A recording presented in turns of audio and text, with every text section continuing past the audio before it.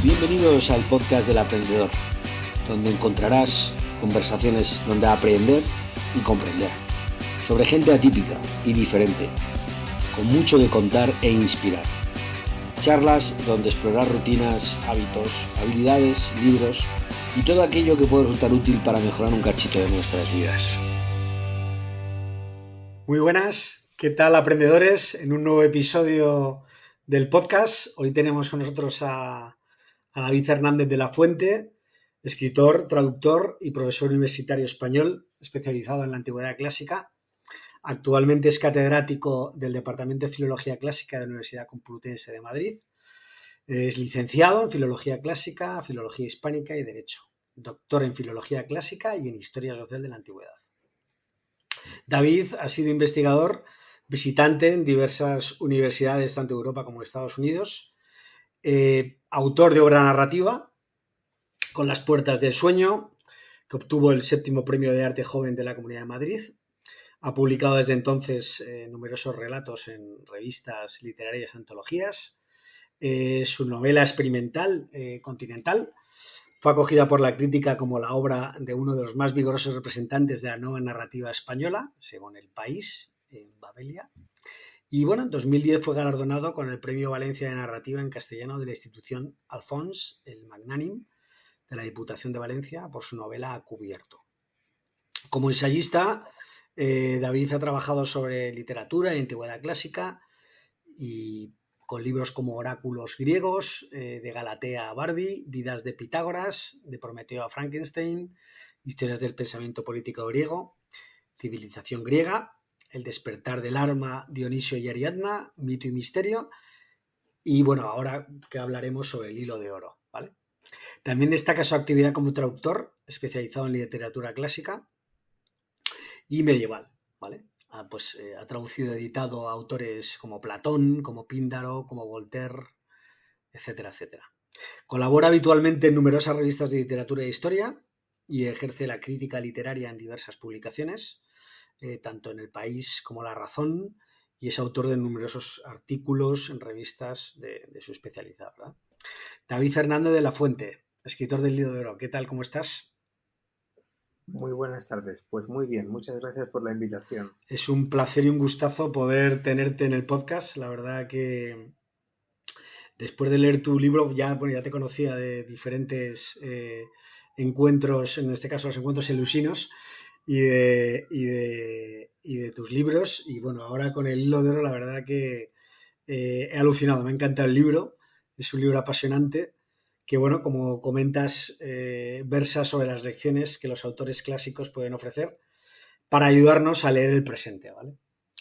La verdad es que me ha encantado y me gustaría pues empezar, ir directo al grano, porque tú comentas en el libro en el Hilo de Oro, comentas que la vida humana es una vida de héroe, ¿no? Me gustaría preguntarte cómo funciona este concepto hoy en 2023. ¿Qué héroes hay actualmente en el mundo y dónde se hallan esos héroes?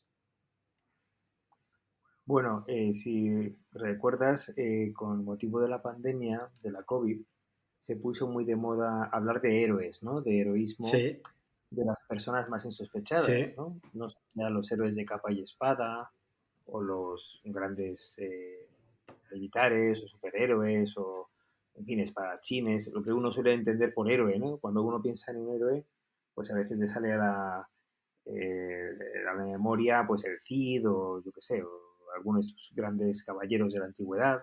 Bueno, en la pandemia cundió un poco la idea de que había héroes insospechados, los sanitarios, los repartidores, la gente que de forma altruista ayuda a los demás. En realidad todos somos héroes. Es un viejo motivo de la mitología. Es decir, la mitología se basa básicamente en los ciclos de los héroes, que es la vida humana. Toda mitología comienza con una cosmogonía, con una creación del mundo, cómo empezó todo, y acaba con una escatología del alma o del más allá, cómo acabará todo, ¿no?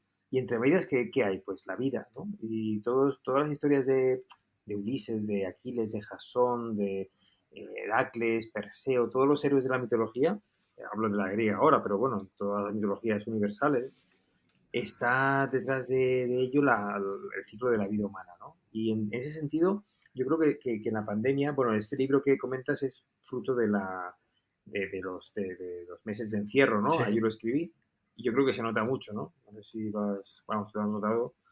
Pero bueno, la idea esta de que todos somos héroes, es decir, más allá de los sanitarios, de los médicos, de los policías, de todos los que, en fin, nos ayudaron en este momento un poco duro. Claro, la pandemia fue muy impactante porque lo hemos vivido todos, pero no ha sido lo peor que ha pasado en la humanidad. Ha habido cosas terribles y tremendas, ¿no? sí. Fue una ordalía más, ¿no? Y por eso el libro está un poco escrito con la idea de que los clásicos y los antiguos han pasado por esto y por mucho más y nos enseñan cómo se puede superar todo, cómo se puede vivir mejor, cómo se puede vivir más felices y ese es un poco digamos, el hilo de oro del libro, ¿no? Por eso se llama así. Claro, porque comentas en relación no tanto a, ¿sabes?, a los grandes problemas de la vida, porque realmente comentabas un aspecto en el libro que hablaba sobre Heráclito, ¿no? Que hablaba sobre los durmientes y los despiertos, ¿no? Y generalmente, o sea, cuando estás en una pandemia o en un problema muy, muy serio, como que te despiertas, ¿no? Pero el problema está en la vida normal, ¿no? La que está, entre comillas, viviendo ahora mismo, entre comillas, ¿no? Entre comillas, porque ahora hay muchos fregados, ¿no? Pero bueno, entre comillas no tenemos una pandemia que nos afecta directamente, ¿no? Y me llama mucho la atención el concepto de durmiente y me gustaría preguntarte eh, cómo se despierta a los durmientes, como decía Heráclito. Bueno, esa es una metáfora muy bonita, la del despertar del alma a la nueva vida, bueno, a la realidad, que a veces la realidad no es lo que creemos que es la realidad, sino que hay una realidad más profunda o más auténtica. Es un viejo motivo que, bueno, como dices, está en Heráclito, pero también está en la religión de Dioniso, por ejemplo, ¿no? Dioniso es el dios que viene a despertar a los durmientes, o incluso en la religión cristiana, ¿no? Hay un pasaje de los Hechos de los Apóstoles donde se habla de Cristo como el que viene a despertar a los que duermen, ¿no? Y de hecho el sueño y el estar dormido es en cierto modo, bueno, pues una especie de analogía o de metáfora de la muerte, ¿no? Y realmente se despierta una nueva realidad que en el fondo va a ser la realidad auténtica. Pero, ¿qué quiere decir esto? Bueno, quizá, nos dicen los mitos, quizá estamos viviendo una vida que es sueño, ¿no? Como quería Calderón también, y hay que despertar, hay que darse cuenta de lo que realmente hay que hacer, ¿no? Y ahí la mitología nos cuenta cuál es la misión de cada uno, ¿no? Cuál es la misión de los héroes. Hay un momento clave en la vida del héroe, bueno, después de su nacimiento fantástico, de su Sí, educación, etcétera, cuando se da cuenta de quién es, ¿no? sí, Y de qué es lo que tiene que hacer. Ahí hay un oráculo, hay un maestro, hay un gurú, no sé, hay alguien que le dice por dónde tiene que ir más o menos, o alguna pista, ¿no? Alguna carta que le llega. Y bueno, pues ahí tiene que cada uno tomar el camino correcto, ¿no? Eso es despertar. Eso es realmente, bueno, Heráclito lo dice en plan filosófico, porque él habla de que Heráclito dice que hay un logos, hay una especie de razón común del universo que solo algunos se dan cuenta de cuál es, sí, porque la mayoría estamos durmiendo sí. y no nos damos cuenta, vivimos como atontados, ¿no? Total, efectivamente. Con nuestros negocios, nuestros Sí, sí, problemas sí, y sí, parecen sí, sí, sí, sí. y Heráclito dice, no, no, hay que despertar a la auténtica razón de las cosas, ¿no?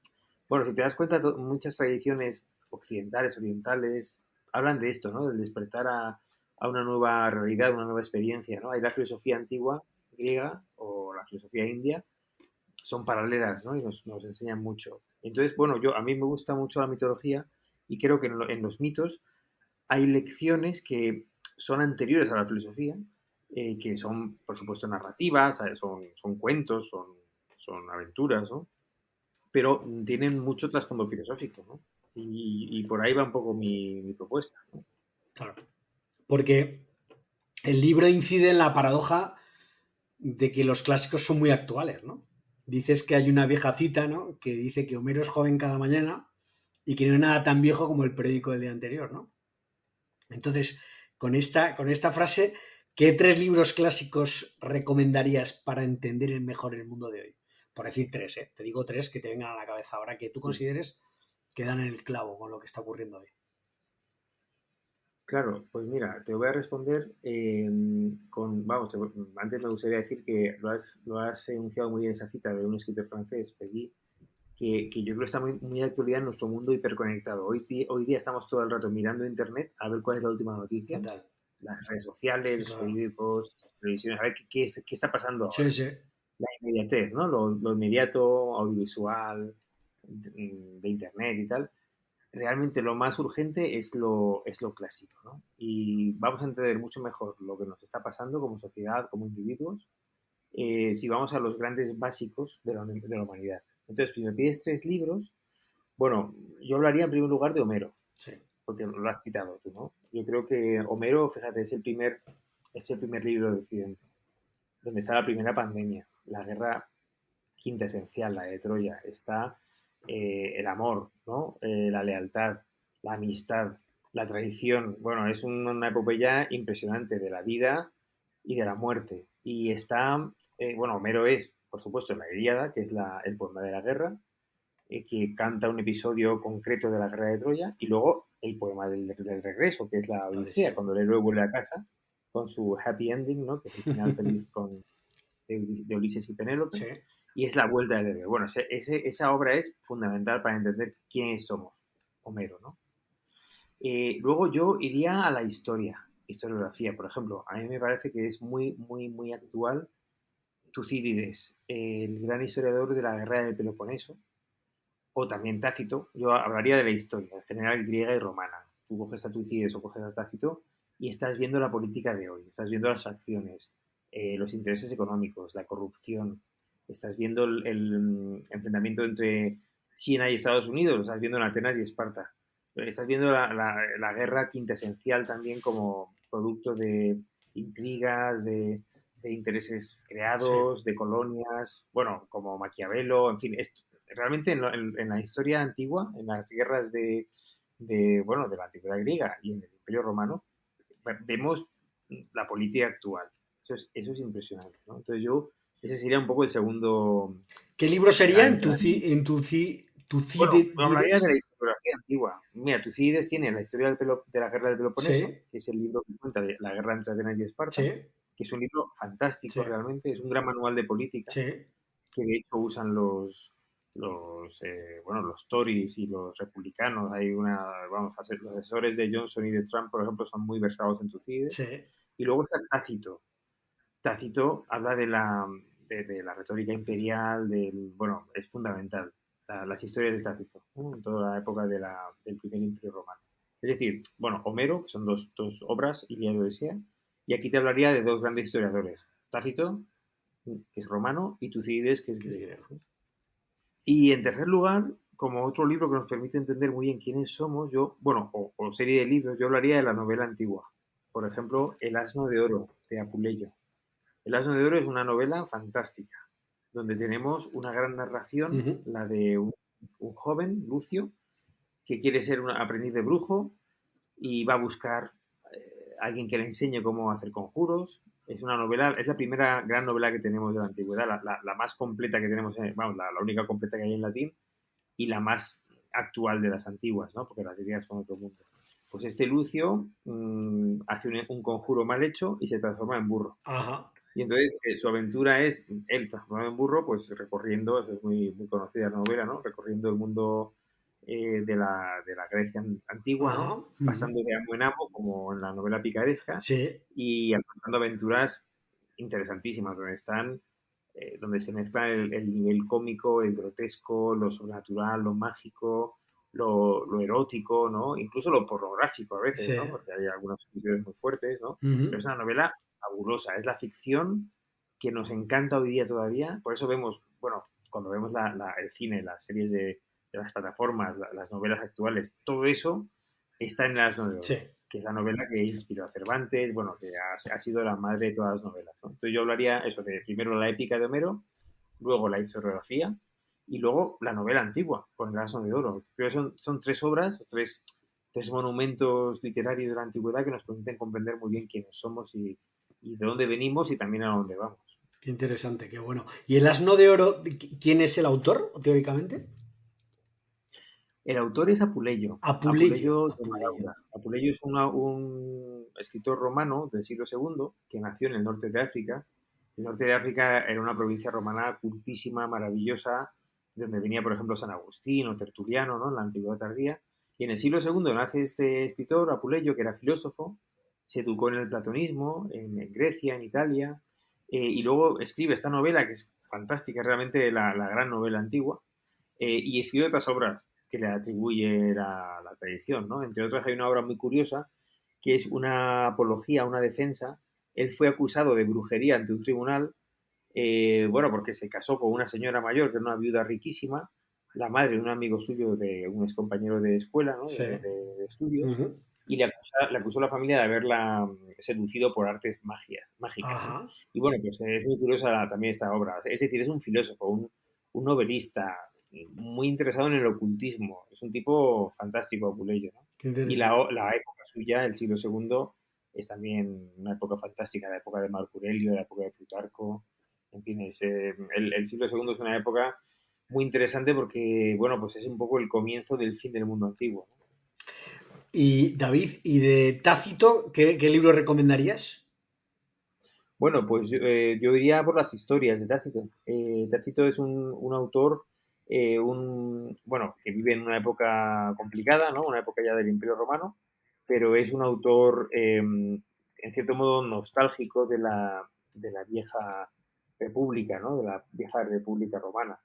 Él vive en la época de los Flavios, de los Antoninos, y escribe varias obras, las historias y los anales, Los análisis. que van a marcar el mundo posterior, ¿no? Va a ser muy imitado por los historiadores posteriores, ¿no? Tiene dos obras mayores, las historias y los anales, y luego tiene dos obras menores porque son más pequeñas, pero que son fantásticas. Por ejemplo, una se llama La Germania, en la que habla de los germanos, ¿no? Una obra que ha sido muy influyente. En una época en la que Roma ya, él acusa un poco de decadencia en la moral, en las costumbres. Tácito conoce a los pueblos bárbaros de la época, bueno, bárbaros extranjeros, digamos, ¿no? Los germanos y los Sí. britanos, y hace un retrato fantástico de ellos, ¿no? Y la otra obra se llama el diálogo agrícola, bueno, la obra agrícola, ¿no? Que es una obra muy interesante. Luego tiene un diálogo de los oradores.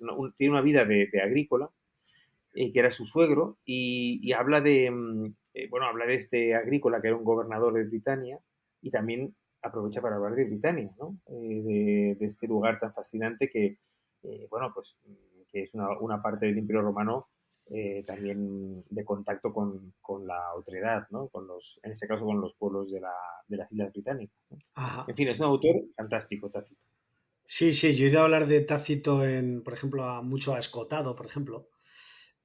Bueno, y a tantos otros, ¿no? Pues Tácito es como ¿no? Es una referencia que igual no es tan famoso como otros, ¿no? Pero bueno, me imagino que en tu mundillo es muy famoso, me refiero al mundo, digamos, más normal, por decirlo así, no dentro ¿no? del mundo académico, ¿no? Por decirlo así.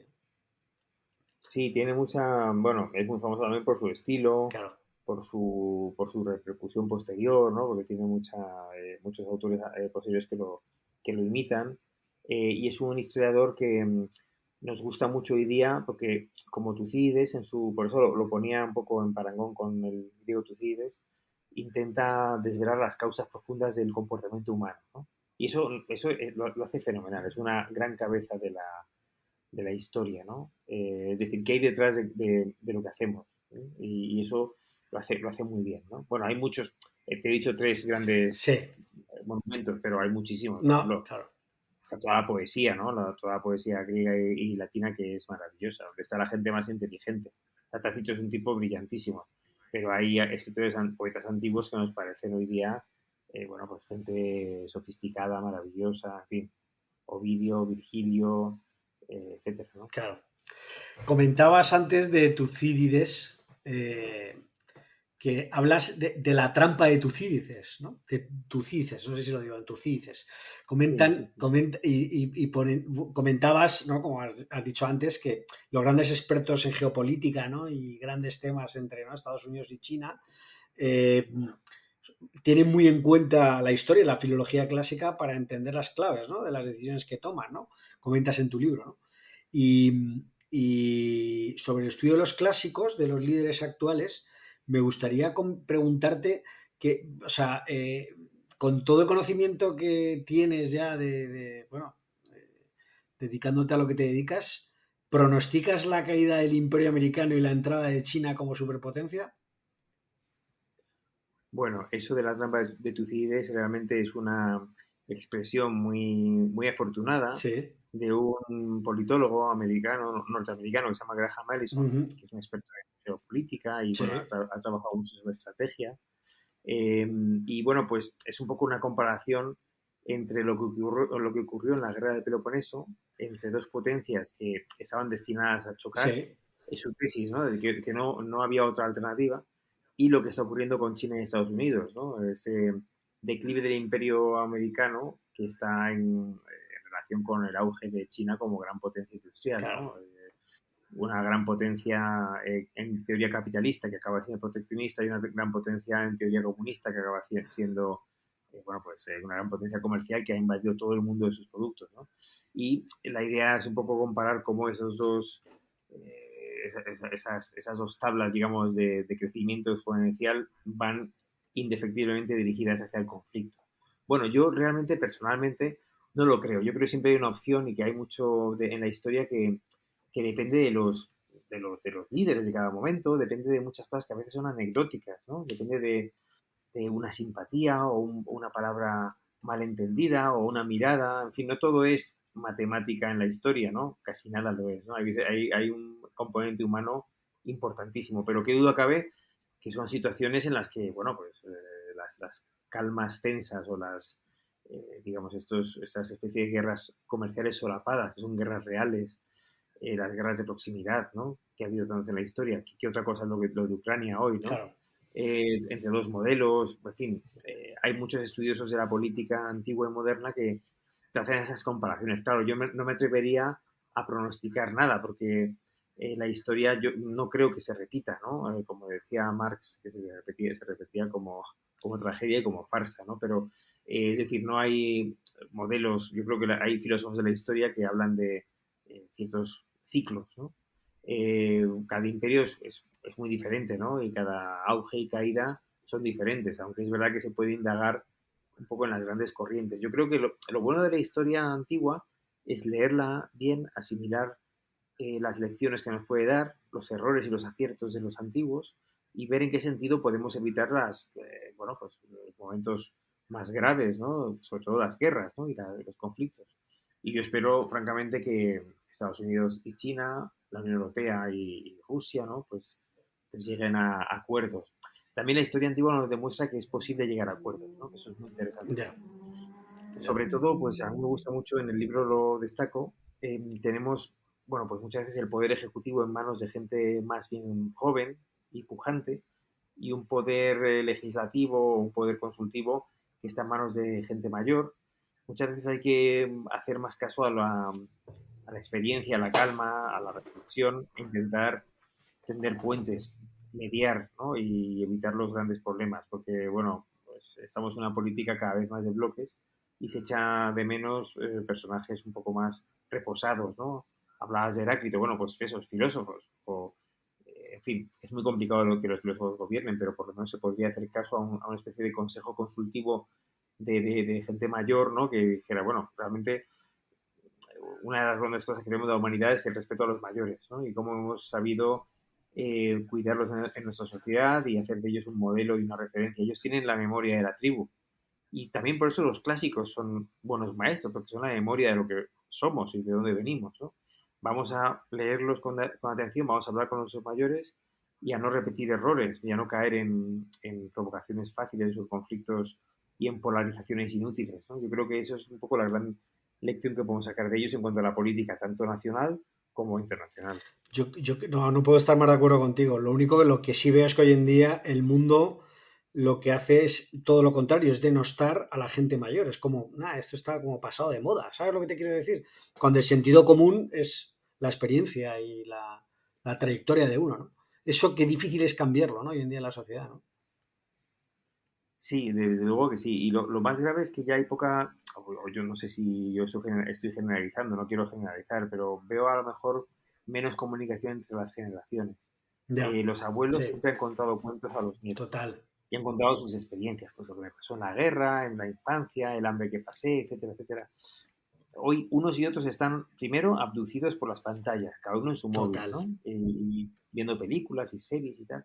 Oye, hace falta seguir hablando y contando los cuentos. Es decir, es muy importante que nuestros abuelos nos cuenten lo que han vivido y que los nietos los escuchen atentamente y, en fin, pues esa especie de correa de transmisión entre ancianos y niños es fundamental. A mí me gusta mucho recordar un pasaje de Platón en el Timeo, la historia fundamental sobre la antigua Atenas y sobre la Atlántida la cuenta un anciano de 90 años y está relacionado con un juego de niños de 10 años. Es que realmente la humanidad es eso. Somos este tipo de grandes simios racionales y fantásticos y fantasiosos que tenemos una correa de transmisión cultural entre los ancianos y los niños. No podemos perder eso, ¿no? Y bueno, ahora se habla mucho de la inteligencia artificial, pero realmente la gran inteligencia emocional de los seres humanos se ve en esa relación entre los mayores y los más jóvenes. Por eso yo creo que quizá el secreto de la concordia en la comunidad política, social, está ahí, ¿no? Siempre hemos respetado mucho a los mayores y hemos cuidado mucho a los pequeños. Entonces es muy, muy importante prestar mucha atención a esos dos extremos de nuestra sociedad. ¿Eso, David, sería el hilo de oro o la cadena áurea? Bueno, es que claro, el hilo de oro, esa expresión que da título a mi libro, es muchas cosas, ¿no? A ver, el hilo de oro os sonará el hilo del laberinto, ¿no? Que ayuda a Teseo. Claro. Gracias a Ariadna, es un hilo que le ayuda a salir del peligro, Sí. a volver a la salida después de matar al monstruo, que es su misión, ¿no? La misión del héroe. Pero también hay muchos hilos de oro. Hay un hilo en el folclore chino, por ejemplo, que une a los amantes. Hay un hilo en el folclore alemán, europeo, ¿no? El hilo que une al padre con sus hijos, ¿no? El rey que pierde a los niños con la madrastra malvada, etcétera, ¿no? Y que los tiene que recuperar, y hay un hilo que los une. Por supuesto, hay un hilo áureo o de oro que une a los ancianos y a los jóvenes, es la tradición, ¿no? Los antiguos hablaban de la cadena áurea, ¿no? La áurea catena. Claro. Bueno, la escuela platónica, ¿no? O incluso en el cristianismo la escuela, vamos, de los apóstoles. Hay una tradición que, en cierto modo, Platón y el mundo del cristianismo tienen mucho parecido en cuanto al énfasis en lo oral. Por eso yo voy mucho a lo oral. El logos vivo, como quería Heráclito, el logos común, es también esa manera de estar en comunidad, ¿no? En la que no media la escritura, no media la pantalla, por supuesto que no, ni internet, ni las cosas, y hay que estar juntos y hay que hablar, y hay que contarse historias. Desde las cavernas hasta hoy lo que hacemos es contarnos historias unos a otros, historias que nos han pasado, que hemos soñado, mitos, cosas del dominio de lo real, de la memoria, de lo que existe, de lo que no, y así hemos construido esta relación, ¿no? Ahí el hilo de oro por eso tiene muchos sentidos, ¿no? En todo caso, yo lo podría definir así improvisadamente como, bueno, pues aquella especie de conexión que nos une con la mejor parte de nosotros mismos, ¿no? Ya sea en la memoria, en los clásicos, con los ancianos, con los antiguos, con nuestra familia, con lo mejor, buscando un poco lo mejor, ¿no? Y también hablando de Platón, me gustaría recordar, hay una imagen bellísima en otro diálogo en las leyes. Dice que el ser humano es una especie de, bueno, es un símil, ¿no? El símil de la marioneta. El ser humano es como una marioneta, ¿no? Sí. Movida, como las marionetas, por el titiritero, Ajá. con diversos hilos. Hay algunos que son hilos peores y otros mejores, ¿no? Hay hilos que son las pasiones, el interés, claro. Yo qué sé, la lujuria, sí. El hambre, bueno, hay muchos hilos que te tiran de uno a otro lado, ¿no? Pero hay un hilo que dice él que es de oro, que es el hilo del logos, ¿no? De la razón, en fin, otra imagen, ¿no? Y es una imagen muy permanente en la historia de la literatura y del folclore y del mito, porque muchas veces se habla de ese hilo como lo que nos une con lo divino, ¿no? Por eso lo he puesto como título, ¿no? Porque me parecía muy, muy sugerente para evocar todas estas cosas. Qué bueno. Mira, hay un pequeño párrafo de tu libro, ¿vale? Que quiero leértelo porque me parece que realmente ya has comentado ciertas cosas, dices aquí. Dices, nuestros jóvenes tienen muchas más distracciones que, aparte, comentas antes sobre el fútbol, ¿no? El pan y el circo y todo esto, ¿no? Y dices, estamos en un ocio envilecido del que habrían renegado Cicerón o Séneca, pues carece de dignidad. Por pocos euros al mes, todos tenemos a nuestra disposición series de Netflix y HBO, música a raudales en Spotify, más canales y películas de los que podríamos ver en varias vidas y un sinfín de entretenimientos baldíos, ¿no? Para domitar. Para domitar, y dices, que nos aportan que nos apartan de lo esencial, de lo importante, desde la familia a la comunidad política, por no hablar del cultivo del cuerpo y el espíritu. Nos hacen olvidar tanto los valores humanistas como la realidad de que nos están hurtando poco a poco no solo el futuro, sino incluso el presente. Me parece tremenda este párrafo donde se ve tantas personas reflejadas, ¿no? Nos vemos tanto reflejados en cuanto a que hay tantas distracciones que perdemos lo esencial, lo relevante, ¿no? En donde realmente donde tendríamos que enfocarnos, ¿no? Y yo, claro, ahí te pregunto, ¿qué crees que debemos hacer para ir a lo esencial?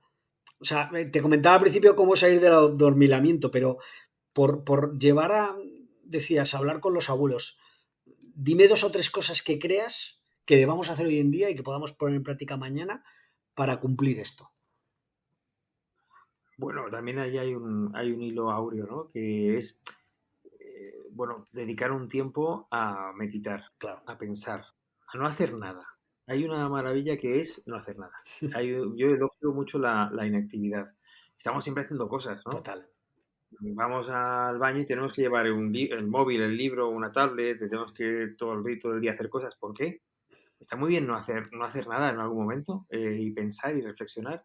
Yo creo que podemos empezar por dedicarnos a nosotros mismos 5 minutos al día para pensar. Que no está mal, ¿eh? Eso es más de lo que hacemos muchos de nosotros, ¿eh? Yo ahí no doy lecciones porque incurro en todos estos errores y muchos más, ¿no? Sí. Bueno, no sé, no hay recetas mágicas. Lo clave es intentar buscar lo que los antiguos decían que era el ocio de bien, ¿no? El ocio con dignidad. Claro, es curioso, has hablado en ese parrafito que citabas del ocio, ¿no? Hoy, ¿qué entendemos por ocio?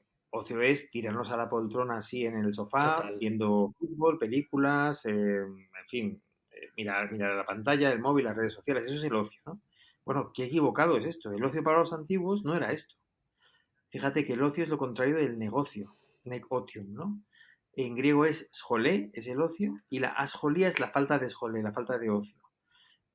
Negocio y asjolía, en latín y en griego, significan el trabajo. Es decir, el estado natural del hombre no es el trabajo, es el ocio. Es el no estar haciendo trabajos manuales para Sí. subsistir, para Uh-huh. ganarse el pan. Lo natural es estar en conversación con los amigos, con los mayores, en especulaciones filosóficas, políticas, científicas, artísticas, es estar escribiendo, es estar leyendo. ¿Y qué entendemos hoy por ocio? Pues una cosa muy diferente, ¿verdad? Claro. Entonces, yo creo que el ocio bien entendido debe empezar por la calma, por la introspección, por la meditación, por la relajación, por la lectura, la reflexión sobre lo que ha leído uno, por frecuentar a la gente a la que quieres, a tus amigos, a la familia, en fin. No sé, eso tampoco tengo una receta Sí, mágica, no, pero pero sobre bueno, todo pero es interesante lo que dices. Estás diciendo, has dicho 4 o 5 cosas súper, o sea, súper, que las tenemos sí, a para mano. empezar mañana, pues dejemos un poco las pantallas, Claro, sería mi consejo, claro, levantemos la cabeza claro. y miremos a las nubes. Para mí hay un experimento clave. No sé cuántas veces al año levantas la cabeza, te tumbas en un prado, ¿no? En el campo, y miras a las nubes a buscar formas. O miras a las estrellas. ¿Cuántas veces has hecho eso en el año? Es un pequeño Sí, experimento. sí, sí, sí, sí. Cuando lo haces te das cuenta, mira, este es tiempo de verdad que vale la pena. Ahora estoy, por ejemplo, pues uno se va de vacaciones y sigue leyendo sus correos y sus mensajes y sus páginas web del periódico. No, ponte a mirar las nubes Claro. y piensa en lo que haces, en lo que has hecho, dónde vas. Mira alrededor, levanta la cabeza del aturullamiento cotidiano de las... O sea, el problema son los mil reclamos, los millones de reclamos. Marco Aurelio, que es el autor de las Meditaciones, o Platón, o Epicteto, los grandes filósofos antiguos, se hubieran horrorizado de que estuviéramos todo el rato recibiendo pitidos y mensajitos de cosas que nos llegan a las que tenemos que atender. No hay nada más importante que atender que el vivir. Tenemos que vivir. Eso es un trabajo a tiempo completo. Y no tenemos que mirar mil redes y mil mensajes. Lo que hay que hacer es vivir y darse cuenta de que vives. Y bueno, pues eso es un poco el primer paso, yo creo, ¿no? Yo empezaría por ahí. Interesante, muy bueno. Me ha gustado mucho la respuesta. En relación a, te voy a decir dos conceptos, ¿vale? Uno ya ha salido, perdona, tres conceptos, pero uno ya ha salido, con lo cual ya no te... Que me gustaría, si quieres, dar dos frases sobre ello, ¿vale? Que es, el primero es la paideia, ¿vale? La paideia es, según lo que comentas, es la idea de educación con una perspectiva unitaria y central de la civilización griega como forma integral, intelectual y ética del individuo. Eso dicho así, es una frase tremenda. La paideia ¿no? En Román Paladino, ¿cómo la describirías? Bueno, la paideia se suele traducir por educación en castellano. Pero fíjate que los romanos la traducían como humanitas, que es mucho más que educación. Es, bueno, es humanidad, es humanismo. Paideia viene de pais, que es niño, ¿no? De ahí viene pedagogo, pedagogía, tiene que ver con la educación. Sí. Pero es una educación ¿para qué? No para aprender tablas de multiplicar, raíces cuadradas, en fin, declinaciones, física. Es una educación para ser un buen ser humano, ¿no? Una educación para lo que llamaban los antiguos griegos la arete, que es la excelencia, o la virtus en latín, la virtud, que no tiene que ver no tiene que ver con ser virtuoso, sino con ser un buen ser humano, ¿no? Es decir, la paideia quizá es enseñarnos a ser una buena persona, un buen ser humano, feliz, pleno, consciente, que vive en sociedad, muy importante. La paideia es estar con los demás, ayudar, hacer la misión de cada uno en el engranaje de la comunidad. Bueno, todo esto era la paideia. Claro, la escuela filosófica en la antigüedad tiene un concepto diferente, ¿no? Pues los estoicos, los platónicos, los epicúreos, ¿no? Pero básicamente en el común denominador es una especie de educación para obtener la virtud humana, es decir, no ser el mejor político, comerciante, general, orador, Sí. En fin, sino ser la mejor persona, ¿no? Tiene una vertiente ética muy importante. Claro, porque lo podemos confundir con la competitividad, ¿no? Que es lo que hay ocurre hoy en día, ¿no? ¿No? Sí, hoy a mí el oxímoron que me llama más la atención es el de las llamadas escuelas de negocios, que me hace mucha gracia, porque realmente escuela de negocio es una contradictio in terminis, ¿no? Porque para los antiguos el negocio era la negación de la Claro, escuela. claro. La escuela es la escolé, que es el ocio. Uno tiene que estar teorizando sobre lo divino y lo humano, la armonía de las esferas, el arte, la literatura, la música, la física cuántica, pero cuando uno vaya al negocio, ¿no? Por eso me hace mucha gracia esto de la escuela de negocio, me parece una contradicción muy divertida que a los antiguos les habría pasmado, ¿no? No, es muy bueno porque además cuestan una pasta, ¿sabes? Te lo digo porque yo estoy en una de esas, ¿sabes? Entonces dices, madre mía, dices, con esta frase acabas de... Pero bueno, entiendo lo que quieres decir, que es una contradicción en sí misma, ¿no? Oye, y David, y el otro concepto que te iba a decir era arete. Arete y paideia, ¿cuál es la diferencia entre arete y paideia? Bueno, vamos a ver, ADT, como te comentaba, es un poco, bueno, tiene relación con la raíz de ser lo mejor, ¿no? Sí. Lo mejor, como también la aristocracia, Ah, el aristos, ¿no? Es decir, el ADT es la excelencia. Se suele traducir por excelencia o por virtud. ok. Y no está bien traducido como virtud tampoco, es la mejor, la manera de ser algo mejor que tiene algo. Hay un arete de la silla que cumple su función, la mejor manera de ser silla que tiene una silla es pues aguantar bien el peso del Claro, que se sienta en ella, etcétera, etcétera. Entonces, con nosotros, cada uno de nosotros tenemos una mejor manera de ser quienes somos.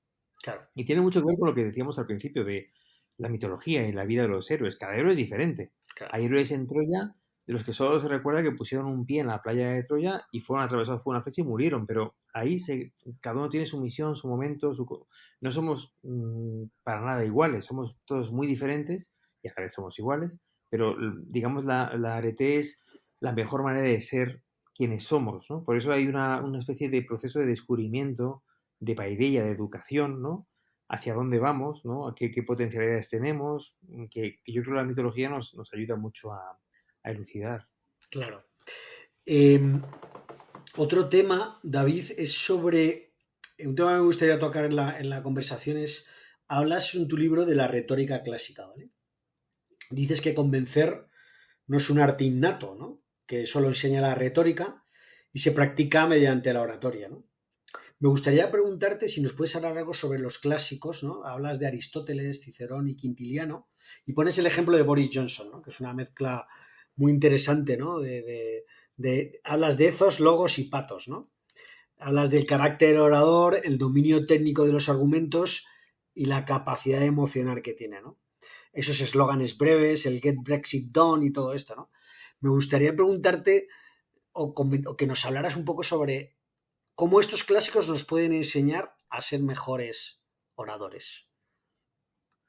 Bueno, es que ellos realmente inventaron todo esto hace 25 siglos y lo más curioso es que hoy día seguimos usándolo, Exactamente igual. todos los manuales y los consejos que nos dieron sin haber cambiado en una coma, ¿no? Cuando uno ve en libros recientes como el de Sam Leith, Sí, que habla de la retórica de Demóstenes a Obama, ¿no? O lee un poco los discursos de Boris Johnson y las estrategias, los eslóganes que se acuñan a partir de Aristóteles, ¿no? De Demóstenes, de Cicerón o de Quintiliano, que son los grandes tratadistas de retórica antigua, pues ve que realmente no hay nada nuevo y que ellos realmente están reproduciendo estos antiguos manuales y las técnicas de oratoria. La retórica tiene mala fama, normalmente. Se dice que uno es un retórico sí, cuando sí. adorna demasiado las frases, cuando, en fin, suele tener mala fama, pero realmente es una especie de escuela de pensamiento también, ¿no? Y es muy importante tomar la palabra en público. Tiene que ver esto también con el énfasis en la decadencia de la retórica, en lo audiovisual, en lo mediado por las pantallas, etcétera. Y yo creo que tenemos que recuperar un poco ese poder de la palabra, ¿no? Y ahí nos enseñan muchísimo. Bueno, yo siempre recomiendo, en clase tenemos varios cursos de retórica, algunos cursos de verano, ahora estamos en uno de 3 semanas, donde, bueno, pues donde viene gente muy diversa, ¿no? De derecho, de políticas, etcétera, la lectura de los grandes manuales de la antigüedad, porque de verdad que no se ha escrito nada mejor. Tú vas a la librería y ves muchísimos libros de cómo hablar en público, cómo convencer en 20 minutos Sí, a alguien, sí, cómo pedir un aumento de sueldo. Bueno, olvídalo. Eso son tonterías porque total. son refritos de lo mismo que se iba haciendo hace 25 siglos. Sí, Y esto lo escribe Aristóteles en La Retórica, sí, que es el libro más vendido de las facultades de marketing y publicidad, porque te enseña a vender lo que quieras, ¿no? claro.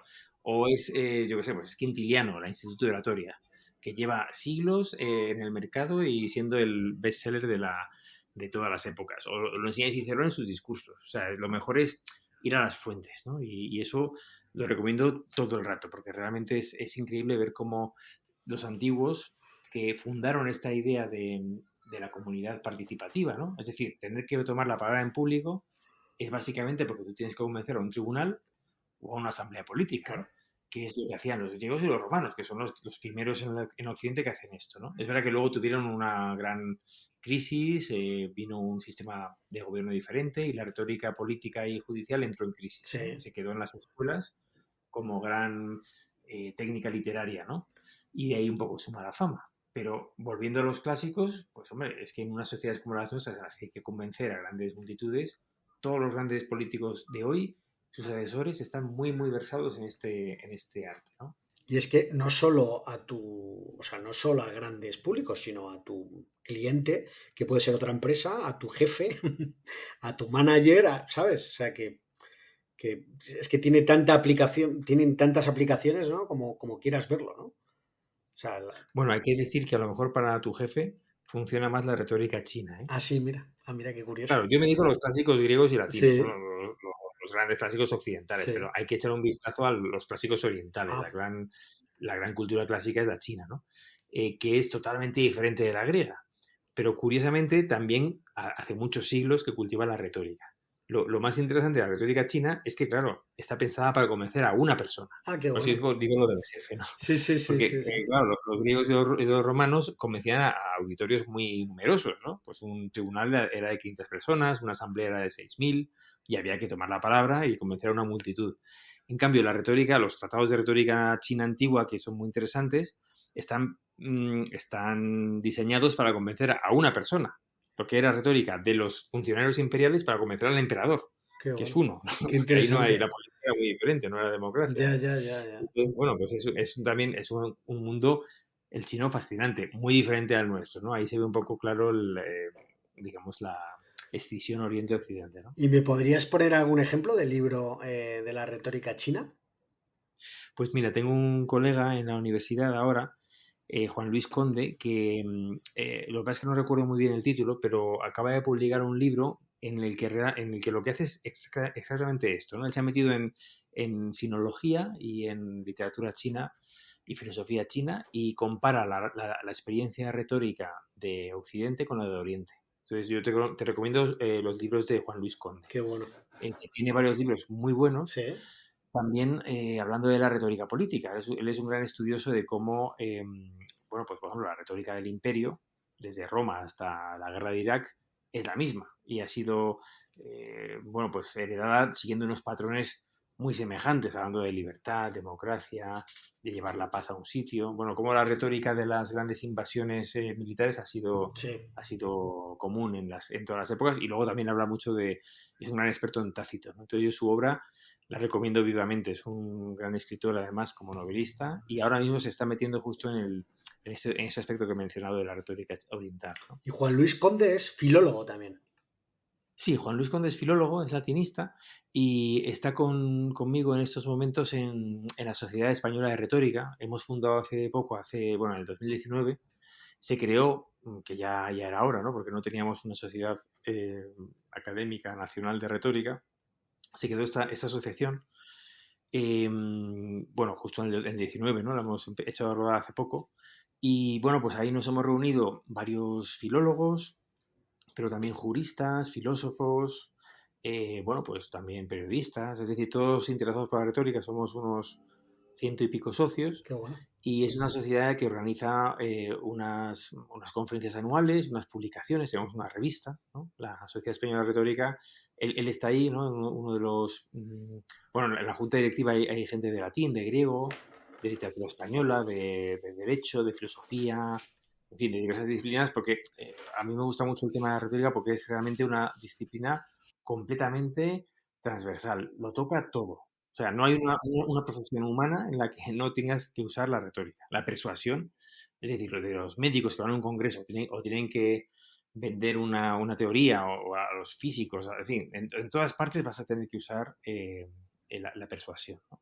Qué interesante. Oye, entiendo que la web será Sociedad Española de Retórica. Ahí se puede encontrar. Y sí, lo vas a buscar, lo vas a encontrar fácilmente. La dirección es SERET, con guión entre C y RET, SE-RET, O sea, aquí, SERET, o sea, Sociedad Española de Retórica, perdona, SE.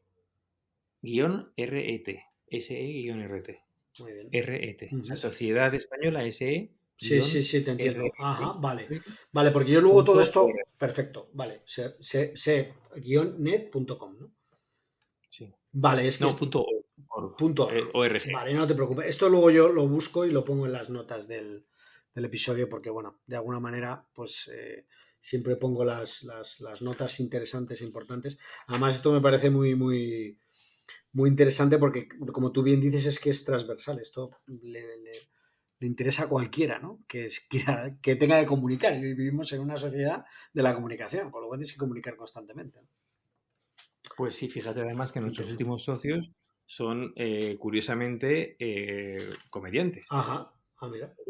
Bueno, los clubes de la comedia, los monólogos, pues, son retórica también, Claro, ¿no? Tienes efectivamente. muchísimas aplicaciones, por supuesto, los actores. Tenemos algunos colegas que son actores. El orador tiene algo de actor teatral también, ¿no? Es un mundo realmente muy interesante y que heredamos de los antiguos, el ponerse en pie ante un auditorio para contar una historia.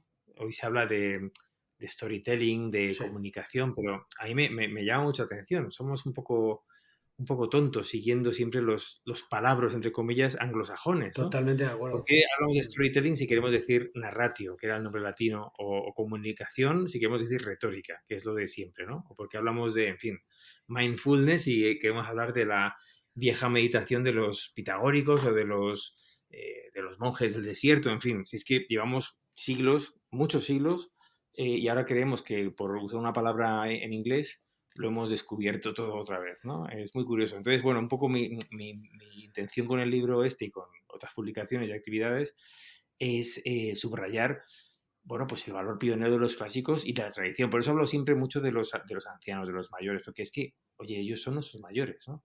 Y estamos como, digamos, cayendo en un poco en un adanismo que creemos que lo hemos inventado todo hoy, que somos los más modernos y los más estupendos, pero es que todo esto ya está dando vueltas y rodando por el mundo desde hace mucho tiempo. Total, total.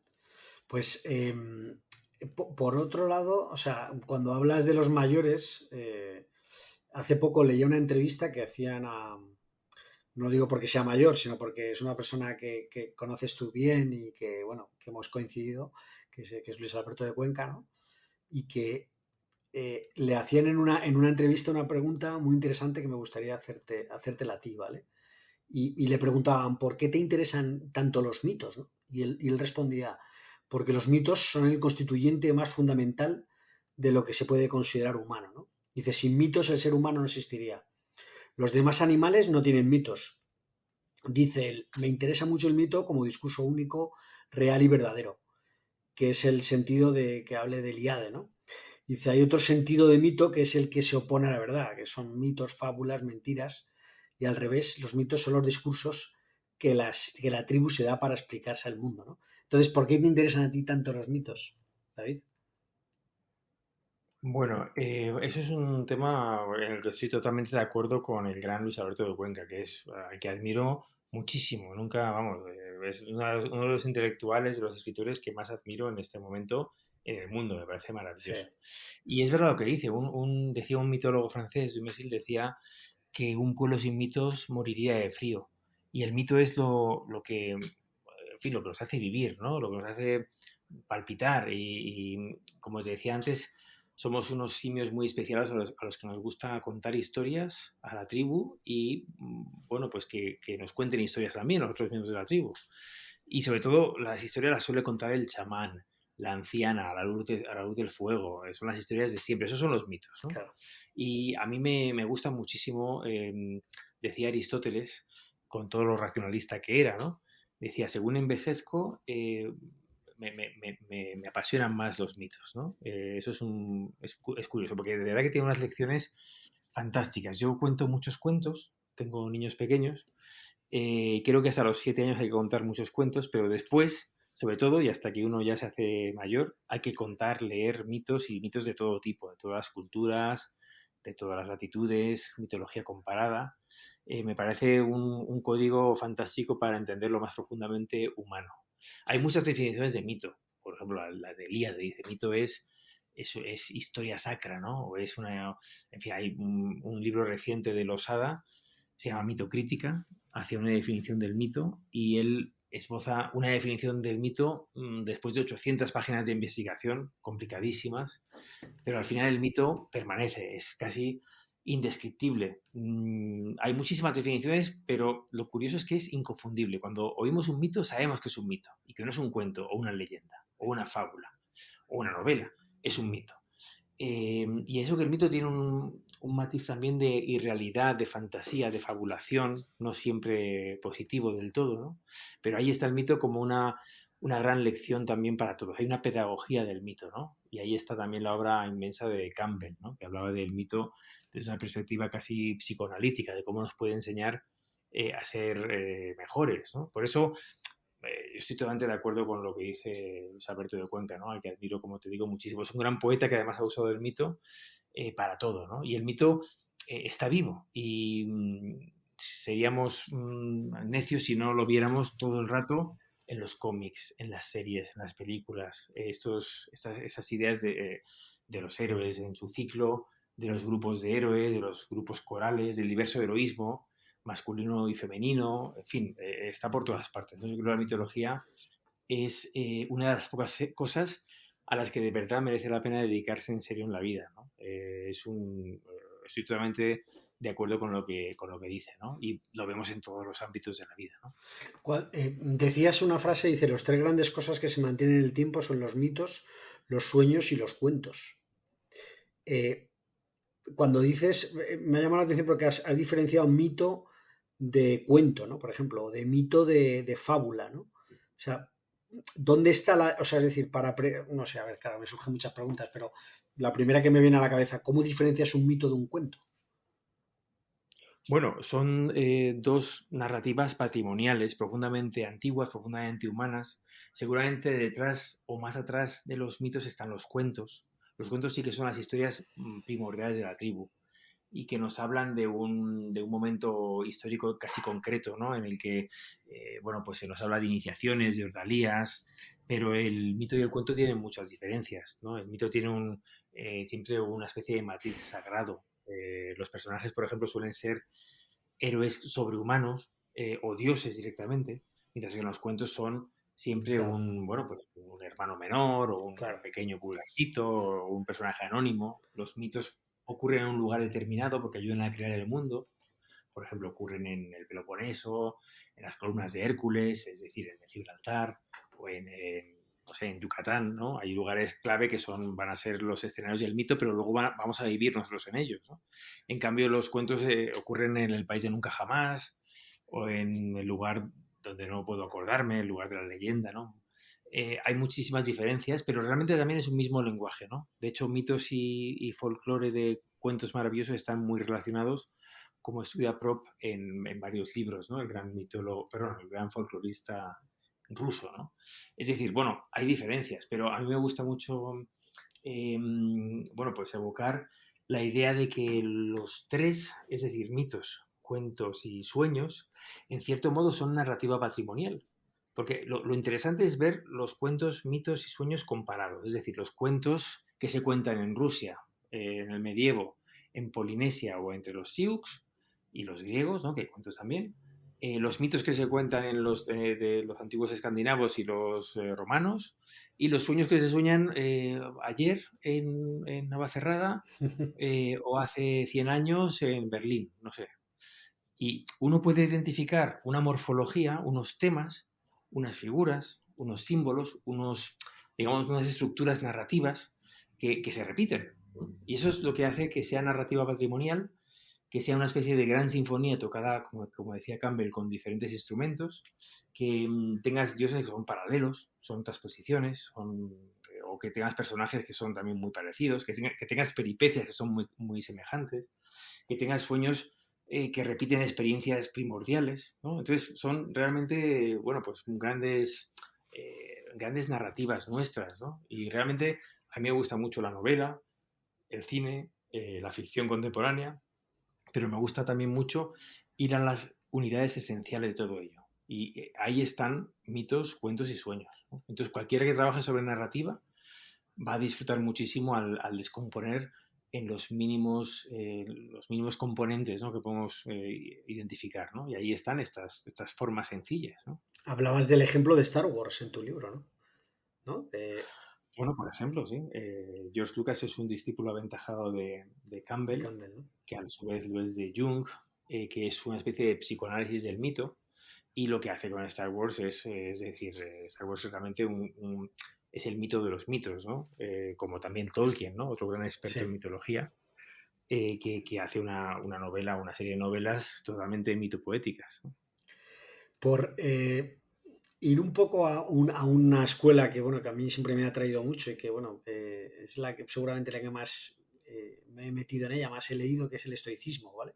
Me gustaría hacerte varias preguntas, porque tú como experto en la antigüedad y en todos estos temas, eh, hoy en día está tiene mucha fama el estoicismo, ¿no? Sobre todo que en el mundo de Silicon Valley, ¿no? En el mundo de los ejecutivos, ¿no? El mundo de la tecnología, etcétera, por una serie de técnicas que han tenido, no sé si mucho éxito, pero desde luego se han divulgado mucho y, bueno, pues hablan pues eso del ayuno, de las duchas frías, de la privación moderada, hablan del memento mori, hablan de hacer diarios, de Séneca, ¿sabes? De cartas a Lucilio, que están referidas en Séneca en cartas a Lucilio. Me gustaría, bueno, igual he tocado muchos temas ahora mismo, ¿vale? Pero me gustaría saber un poco tu opinión al respecto y si verdaderamente este tipo de escuela tiene unos efectos reales y si ves que hay otras escuelas que se podrían añadir también, ¿no? En el epicureísmo y todo esto. Porque al final este podcast sobre todo lo escucha gente relacionada con o sea, lo escucha mucho tipo de gente, pero sobre todo yo creo que mucha gente relacionada pues con el mundo de los ejecutivos, de empresas, autónomos, etcétera, etcétera, ¿no? Gente que se autogestiona mucho a sí mismo, ¿no? Y quería, pues bueno, saber tu opinión.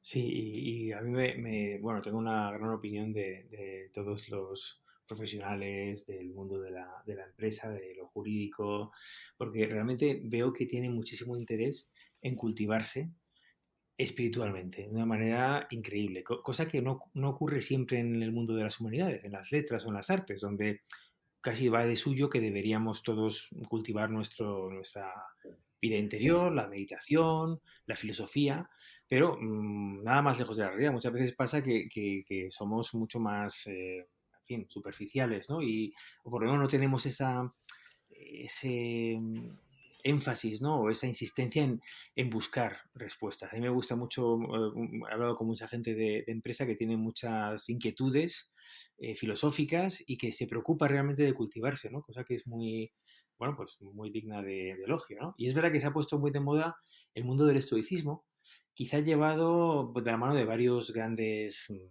empresarios, ¿no? Bill Gates, Jeff Bezos, no sé, Elon Musk y otros grandes millonarios a los que, bueno, les ha dado por leer a Marco Aurelio, a Séneca o a Epicteto y a verse muy reflejados en una especie de ética práctica, cotidiana, para vencer las dificultades, bueno, que es muy atractiva desde el punto de vista actual, ¿no? Y bueno, pues eso está muy bien. Todo lo que sea releer la filosofía antigua nos va a dar muy grandes satisfacciones, ¿no? Ha habido un éxito arrollador de la filosofía en general helenística, no solo estoicos, sino Claro. epicúreos, también cínicos y también escépticos, que son grandes escuelas que florecen en la época helenística a partir de la muerte de Alejandro Magno, que realmente es un mundo que se parece mucho al nuestro, es un mundo interconectado, es un mundo en cambio, en turbulencias, y que, bueno, pues también tiene muchos problemas semejantes a los nuestros, un mundo cosmopolita. También yo creo que pesa el hecho de que dos de los grandes personajes que han escrito sobre estoicismo, Marco Aurelio y Séneca, sean grandes gobernantes o potentados, ¿no? Hombre, Claro. Séneca era el hombre más rico de su época, Claro.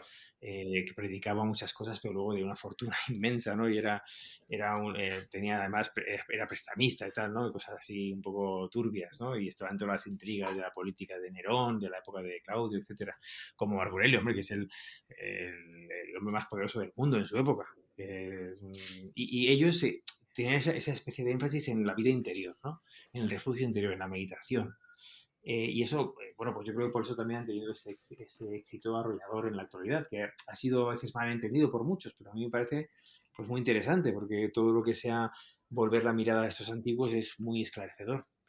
Es verdad que es injusto no tener en cuenta a los epicúreos, que es un modo de vida también en busca de la felicidad, pues muy interesante, ¿no?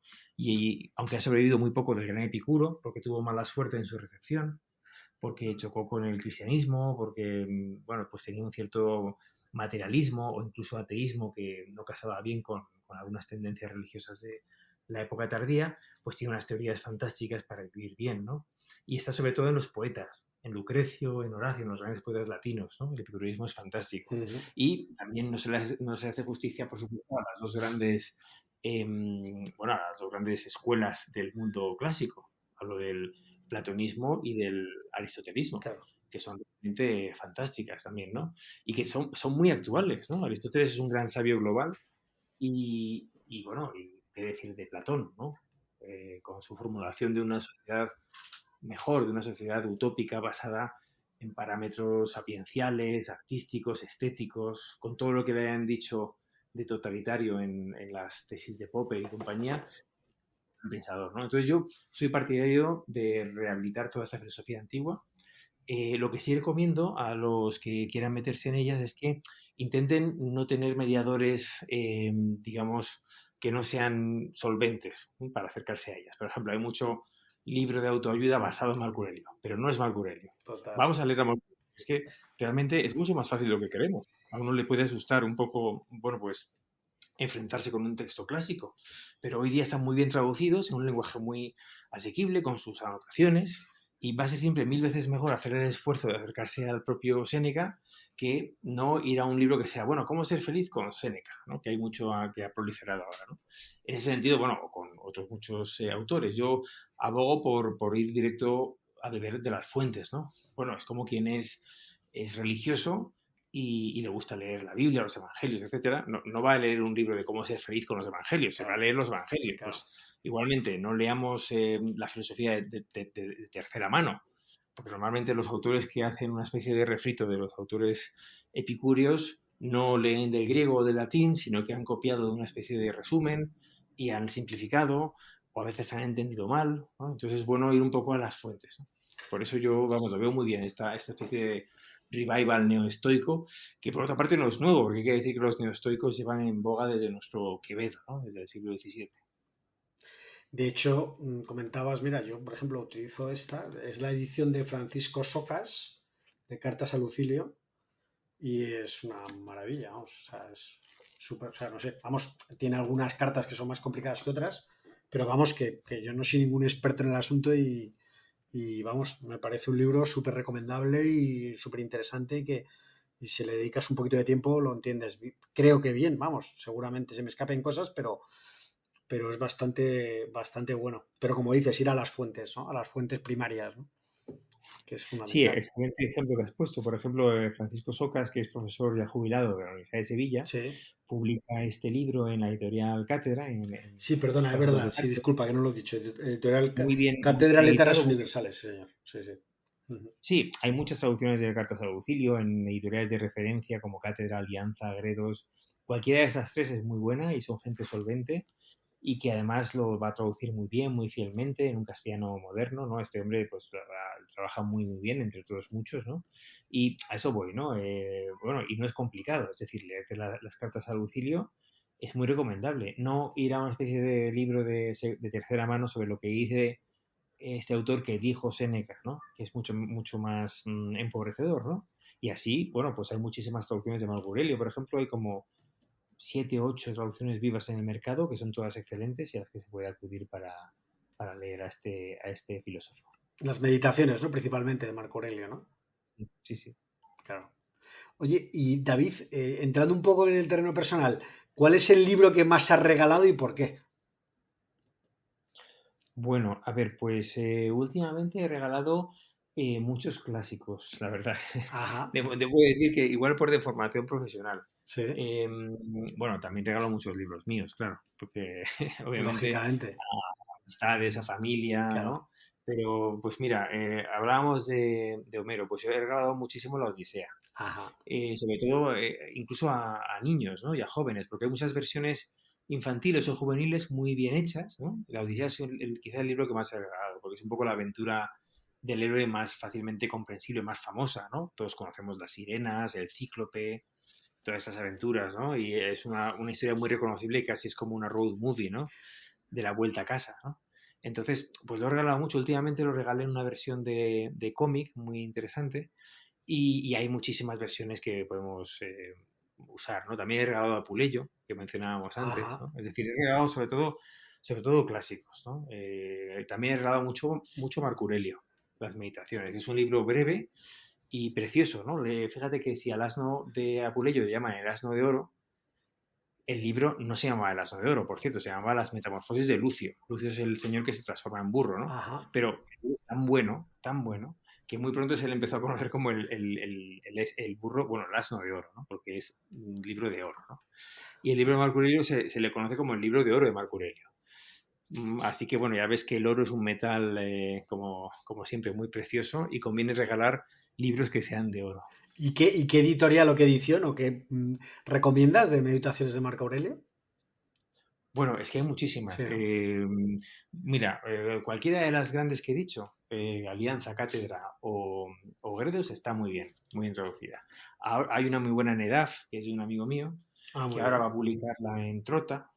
Hay muchísimas en el mercado. Yo las que he leído me parecen que están muy bien, ¿no? Y de hecho, yo mismo estoy traduciéndolo en una nueva editorial de Barcelona que se llama ARPA. Y bueno, pues estoy encantado de poder enfrentarme con el texto griego y acercarlo a la gente, porque voy a publicarlo, seguramente va a salir en torno a Navidad más o menos, Qué bueno. y es una nueva versión, ¿no? Curiosamente, todo el mundo lo llama Las Meditaciones, ¿no? Pero el libro no tiene título, porque el libro, como todo lo que, bueno, gran parte de lo que merece la pena en la vida, tiene una historia fabulosa. El libro no estaba pensado para ser publicado. Ajá. Era una especie de diario íntimo del emperador. No quería que esto lo leyéramos, ¿no? Sí. Con lo cual es muy curioso la historia del libro. Y el libro se ha transmitido con un título, se ha transmitido, hay un poema que lo introduce y tal, en la antología palatina, y luego hay se suele transmitir como a sí mismo, ¿no? Es decir, es un libro dedicado a él mismo, a sí mismo, ¿no? A Marco Aurelio. Entonces vais a encontrarlo también como meditaciones, soliloquios, incluso hay una edición, la de Jorge Cano, que es muy buena traducción, que se titula A sí mismo. Es el título original, ¿no? Bueno, no tiene título, ¿no?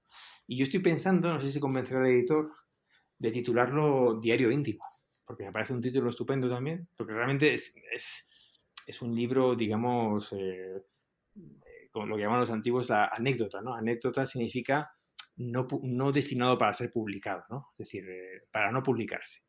Es un libro áureo, pero además un libro íntimo, ¿no? Claro. Entonces, pero serían, o sea, es decir, le pondrías otro nombre, pero son las conocidas meditaciones de Marco Aurelio, ¿no? Le pondrías otro nombre con tu traducción, ¿no? ¿No? Personal, por decirlo Claro, así. es que no es que le ponga otro nombre, es que el libro no tiene nombre. Es Ya, decir, el ya. emperador nunca quiso publicarlo, no le puso título. Muchas veces los antiguos tampoco ponían título a sus Claro. libros, ¿no? Sí, porque claro. No sé, los comentarios al libro de a la guerra de las Galias, tal. O sea, es muy diferente el mundo actual del antiguo en cuanto a eso de los títulos y la autoría, ¿no? Ya. Pero es que Marco Aurelio nunca quiso publicar esto, nunca le puso un nombre, y como son conversaciones consigo mismo, realmente el mejor título, yo creo, es soliloquio, porque es Claro, hablar solo, ¿no? claro. Está hablando consigo mismo. Uno lo llama meditación, pero meditación tiene un matiz de que estás pensando, ¿no? Aunque realmente Marco Aurelio está hablando consigo mismo, con su propia alma, ¿no? Llámale diario íntimo, llámale, bueno, pues como quieras, ¿no? Él no le puso nombre, con lo cual estamos autorizados a cambiarle el título y llamarle como queramos, ¿no? Dentro de la tradición. Ya, entiendo. Pues mira, una de las preguntas que te iba a hacer era cuáles son tus próximos proyectos profesionales, ¿no? En relación pues eso, ¿no? Uno de estos sería este, ¿no? O sea, además de, que por cierto no lo he dicho, El hilo de oro de Editorial Ariel, ¿vale? Los clásicos en el laberinto de, ¿no? Editorial Ariel. Lo digo para ¿no? Que hay que decir siempre la editorial, ¿no? ¿Cuáles son tus próximos proyectos, David? Aparte de este, ¿tienes algún otro más relacionado con...? Bueno, este me tiene muy liado porque es una traducción complicada, ¿no? Estoy metido en ella. Voy a dar una charla sobre Marco Aurelio próximamente también. Y estoy muy metido ahora en Marco Aurelio, ¿no? Que es mi proyecto más inmediato. Y luego tengo pues un libro nuevo en cartera que es una historia mítica de España, donde hablo de mitología y mitos relacionados con la España antigua. Qué bueno. España tiene una mitología muy complicada, porque han pasado muchos pueblos por aquí, ¿no? Y bueno, pues hay una especie de amalgama de mitos muy curiosa. Y ese será un libro que también saldrá en no muchos meses. Y luego, en tercer lugar, tengo otro proyecto, que es un libro con Carlos García Gual, que es una especie de antología de viajes a la Luna, antes de Julio Verne. La idea del viaje a la Luna es una idea utópica que está desde la antigüedad griega, desde el siglo II, hasta, bueno, pues hasta el Apolo 11, ¿no? Digamos, es decir, todos estamos soñando con la Luna hasta que realmente el hombre pisó la Luna. Y hay muchas novelas y muchos poemas y ensayos que tratan el posible viaje a la Luna, ¿no?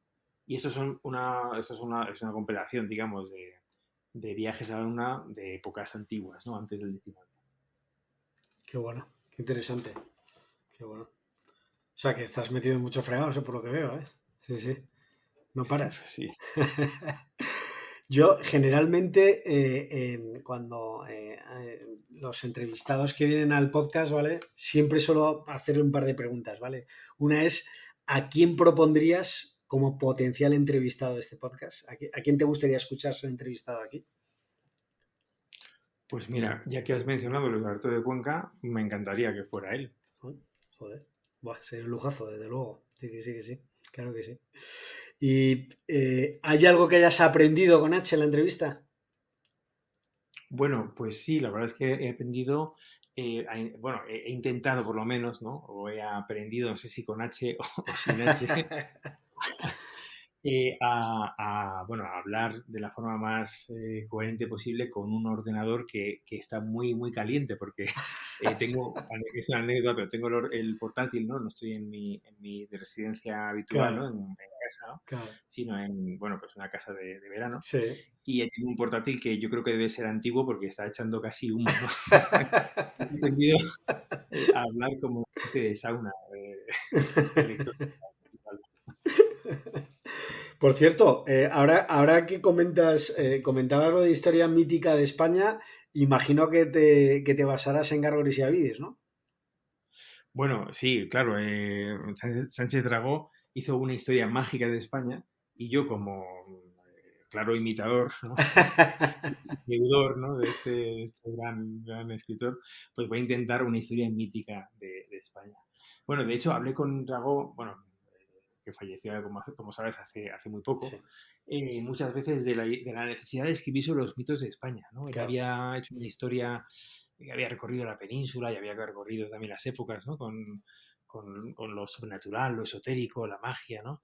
Y yo decía, bueno, pues a mí me gustaría buscar un poco las raíces y los esquemas y las estructuras de la narrativa, ¿no? De los héroes, de los monstruos, en fin, de los animales simbólicos, Sí, ¿no? Y ahí estaba un poco, ahí surge un poco la idea, ¿no? Es decir, que sí, el libro tiene gran parte de la inspiración de este maestro, ¿no? Que es Sánchez Dragó, y de otros muchos de la historia mágica, mítica de España, como, Caro Baroja, ¿no? Que es otro gran escritor, y otros muchos que han indagado en la mitología hispánica. qué bueno, qué bueno. Bueno, pues nada, ya nos irás comentando cuando lo saques para hacernos con él, ¿vale? Muy bien. O sea, por agradecerte un montón tu tiempo, la verdad, David, ha sido un gustazo. Como siempre, en cualquier interacción que hemos tenido, el aprendizaje por mi parte es tremendo. Así que agradecerte un montón tu tiempo, tu sabiduría y tus respuestas. Y comentarte un poco, o sea, quería hacer como una última frase, ¿no? Última frase que es tuya, ¿no? Que dices que la verdadera patria de los clásicos es la lengua y la cultura, ¿no? Dices, el ciudadano, el ser humano, debe formarse siempre, por esto el aprendedor, ¿vale? Es un ideal, nunca dejar de aprender. Los ancianos también tienen que formarse, ¿no? La idea es que para mejorar como comunidad tenemos que mejorar como individuos y eso significa seguir aprendiendo, ¿no? Con lo cual te agradezco un montón que nos permita seguir aprendiendo, David, y nada, oye, esta es tu casa y muchas gracias por todo. Muchísimas gracias, César. Ha sido un placer y he aprendido mucho también con tus preguntas. Muchas gracias. Gracias.